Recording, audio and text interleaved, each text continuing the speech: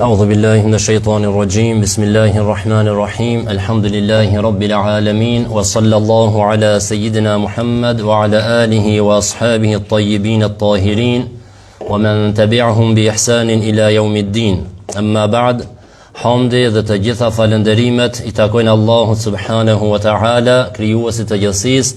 Salavatet dhe selamet e përzemërta qofshin mbi Muhammedin sallallahu alaihi wasallam, mbi familjen e tij, shokët e tij dhe të gjithë ata që ndjekin në rrugën e tij deri ditën e fundit. Të nderuar vëllezër besimtar, një këshill të shkurt para namazit të xumës, transmetohet nga Ibn Mas'udi radhiyallahu anhu se pejgamberi sallallahu alaihi wasallam ka thonë: Keni kujdes që gjithmonë të jeni të drejtë, sepse drejta çon drejt mirësisë, mirësia çon në xhenet. Dikush prej njerëzve vazhdon duke folur dhe punuar drejt derisa të shkuet tek Allahu I drejt. Po ashtu keni kujdes që t'i shmangeni gënjeshtrës, sepse gënjeshtrat çon në punë të ndyra, e ato çojnë në zjarr. Njeriu vazhdon të gënjejë derisa të shkuet tek Allahu gënjeshtar. Pra nga kjo porosi mësojmë se besimtari gjithmonë duhet të jetë I drejtë. Pra pejgamberi alayhi salam thotë: keni kujdes që gjithmonë të jeni të drejtë, pra në vepër e në fjalë. Sepse e drejta, kur njeriu është I drejtë, kjo drejtësia në të folur apo në vepër të çon në çka? Në mirësi. Dhe mirësia kjo e çon njeriu, pra punë të mira, kjo e çon njeriu e çojnë në xhenet. Pra janë shkak, janë sebeb për në xhenet. E thot dikush prej njerëzve vazhdon të jetë I drejtë, të folet drejt derisa të shkruhet tek Allahu I drejtë. Pra sadiq. Ka prej njerëzve për shembull gjatë historisë Islami na përmendën njerëz të drejtë, e sadiq apo siddiqin. Allah është me të drejtë. Pejgamberi alayhi salam thotë tajiri saduq, thotë tregtari I drejt, yuhsharu yawm al-qiyamati, rinjallën ditën e gjykimit me kan as-siddiqin, me të drejtit. Yuhsharu yawm al-qiyamati ma an-nabiyyin was-siddiqin, me pejgamber dhe me të drejtit, wa shuhada dhe me dëshmorët. Pra të jesh sadiq, të jesh siddiq, të jesh I drejt, besnik në fjalë dhe në vepër, është prej cilësive të larta të muslimanit. E për këtë njeriu duhet të ketë kujdes që gjuhën e tij ta përdor vetëm në drejtësi, pra të folë vetëm mirë, të këshillon për të mirë, të ndalon nga e keqja, të përshëndet muslimanët, të fol fjalë të mira, të mundohet të zgjedhë fjalë të cilat fjalë kanë shpërblim. Jo vetëm e folë, se ka fjalë të cilat kanë as dëshkim, as shpërblim, po janë fjalë të kota, s'ki shpërblim për ato, po as dënim nuk ki. E pse mi fol ato fjalë? Duhet që musliman të ketë kujdes ta përdor gjuhën e tij vetëm për të mirë, që ta mbushë bagazhin e tij, ta përgatitë bagazhin e tij me çka, me vepra të mira. Po ashtu po thot pejgamberi alayhis salam, keni kujdes dhe largohuni nga gënjeshtra, nga rrena. Paruni gjuhën e juaj nga rrena, sepse rrena të çon në punë të ndyra, në punë të këqija, në punë të cilët fundi I tyre nuk është I mirë. Sa njerëz rrena I ka çuar në vrasje, apo I ka çuar në probleme të mëdha. Një fjalë ka rrejt, ka përdorur një rrejn, po ajo rrejn pasaj ka sjell probleme të mëdha. E bëhu I drejt, thujet vërtetën e mos u mërzit çka thuj njerëzit. Është gabim ai që thuj njerëzit, po sa jemi të jetu me një kohë që patjetër po duhet me rrejt. Ne nuk ka patjetër me rrejt. Nuk është patjetër me rrejn. Kur është patjetër me rrejn, janë disa raste ku I ka leju Islami, I ka leju pejgamberi alayhis salam në disa raste të rrejsh. Ama në esencë rrejna është ndaluar, haram është. Na smujna mja fillu ligjëratës të dashur vëllezër, sot do të flasmi për rrejnën, shembull kur është e lejuar.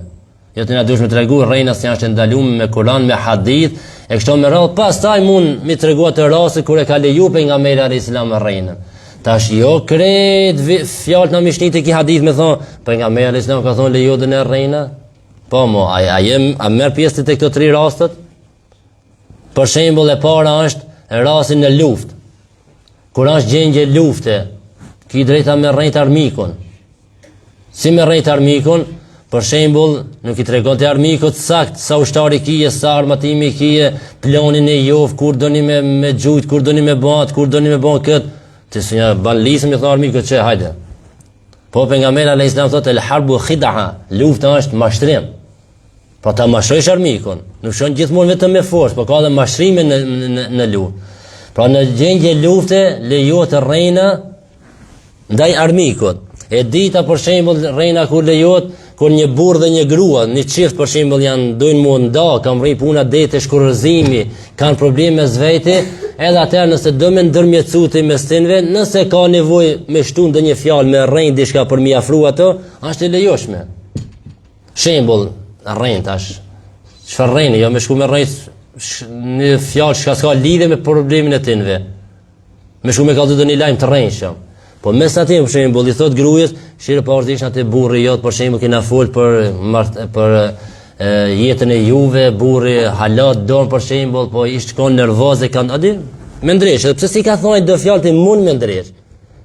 Pastaj shkon te burri, mund mi thon aty, shire, pa ordi bisedua me gruan tonë, po i kishra pishman shembull apo ka me ndresh diçka për mi bashku. Domethënë mi përdor do fjalë, pse janë të vërteta, pse kanë thonë njëri tjetri, po brenda këtij problemi që më sill ti muhabete, më nis me kallzu edhe historia, muhabete që këtë rrejna më thon vallai kam qëllimi pajtu këto. Edhe treta nëse është në pyetje jeta dikujna. Për shembull tash vjen dikujt në xhami këto shefët, anë të hiq me dikujna, dikush do më bën zullum, do më mbitë, do më bën dëm. Edhe më shefët në xhami, edhe thot mos i tregoni çati që janë të mdjekë kujt diçka. Tash nëse vjen ato njerëz vinë në xhami thonë mos e pat me filonin, edhe na dim se këto janë zullumqari, mund mi bën doni dëm. Mund na mi thonë jo nuk ka të në xhami. Pse sa është mpiqje jeta e tina, me mbrojtje jetën e tina. Në çdo raste është e lejoshme rrejna.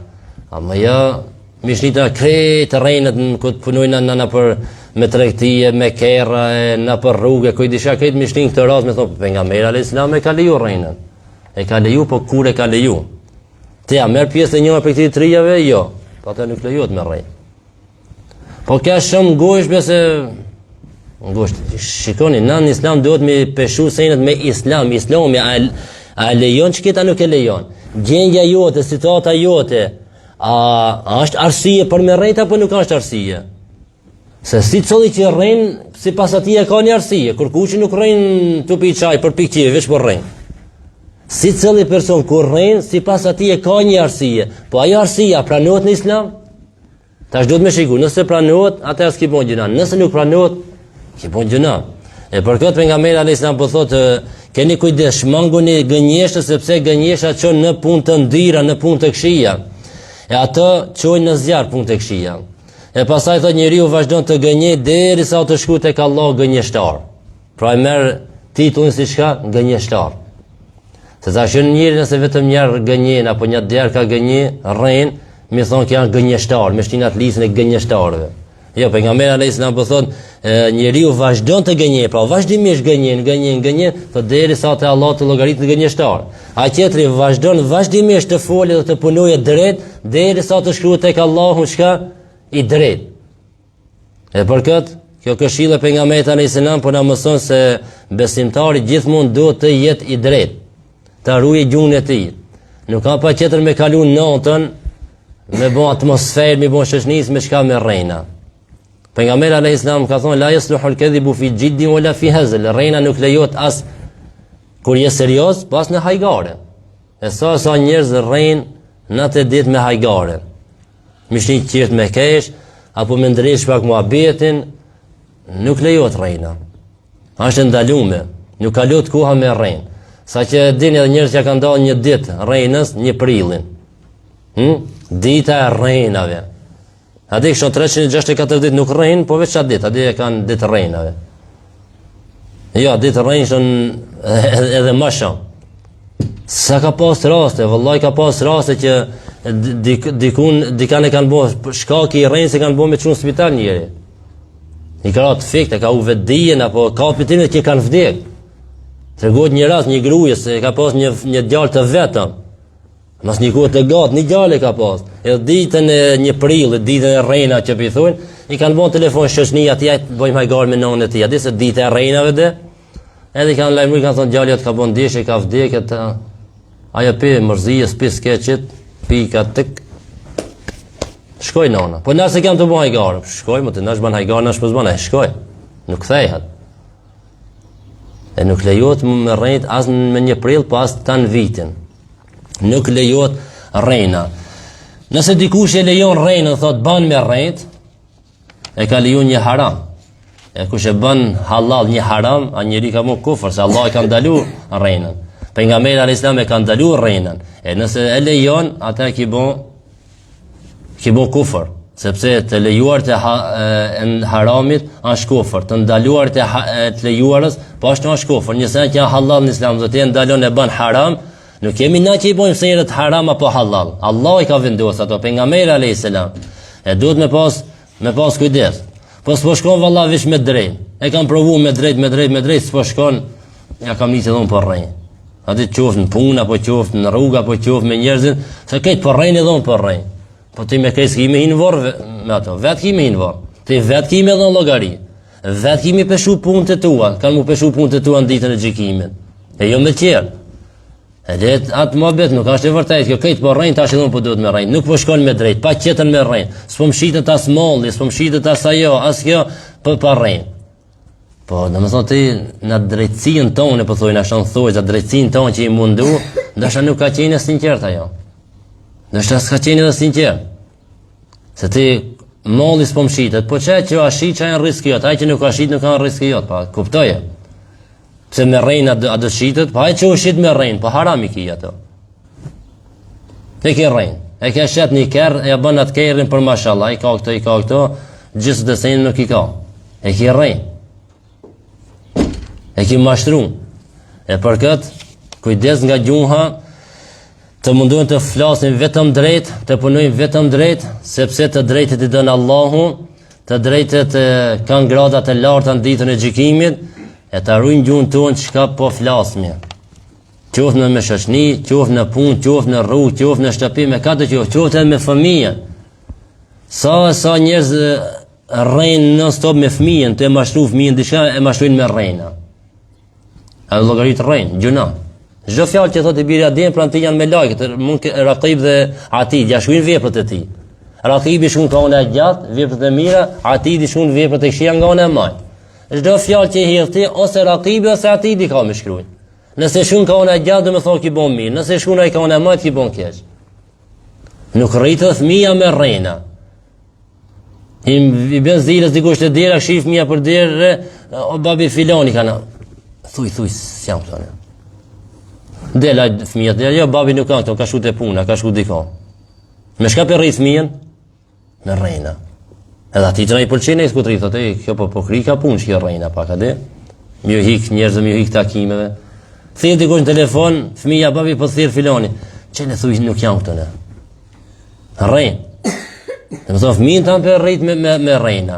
E duhet me pas kujdes që gjuhën ta mësojmë, ta ushtrojmë vetëm me drejtësi, pra të folin fjalë të mira, të këshillojmë, të urdhërojmë për të mirë, të ndalojmë nga e keqja dhe sa të mundemi të largohemi të tashmongmi rrejnën, sepse rrejna që në punë të këqija të çojnë në xhehenem.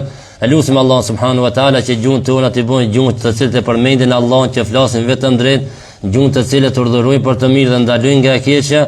Elusim Allah subhanahu wa taala të na ruajë neve dhe gjuhën tona nga padrejtësia, nga rrejna dhe nga çdo vepër e keqe. Dhe në fund elusim Allahun kur të dalim prej kësaj bote, të dalim duke thënë fjalën e shpëtimit, fjalën la ilaha illa Allah Muhammadur Rasulullah walhamdulillahi rabbil alamin. Al-Fatiha.